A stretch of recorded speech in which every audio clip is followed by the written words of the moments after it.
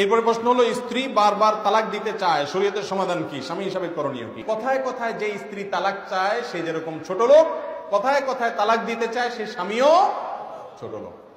ঠিক ওই বন্ধুর মতো যে কথায় কথায় কাটতি দেয়। নবী করিম সাল্লাল্লাহু আলাইহি ওয়াসাল্লাম বলেছেন, আবগাদুল মুবাহ ইলাল্লাহি আত-তালাক। বিভিন্ন হাদিসের খোলাসায় দ্বারা এটি প্রমাণিত, আল্লাহর কাছে সবচেয়ে অপছন্দনীয় বৈধ কাজ হলো তালাক। স্বামী স্ত্রীর মধ্যকার সম্পর্ক ছিন্ন হয়ে যাক, আল্লাহ তাআলা চান না।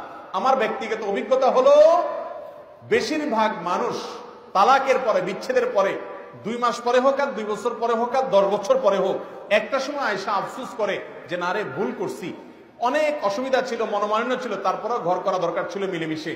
কারণ পরের নৌকায় পায়ে দিয়া বুঝে না আগেরটাই ভালো ছিল। কথা কি বুঝাতে পারছি? এই জন্য কথায় কথায় তালাক চাওয়া এটা জায়েজ নয়। যে মহিলা কথায় কথা তালাক চায় সে গুনাহের কাজ করে, নাজায়েজ কাজ করে এবং আল্লাহর রহমত থেকে বঞ্চিত হয়। সব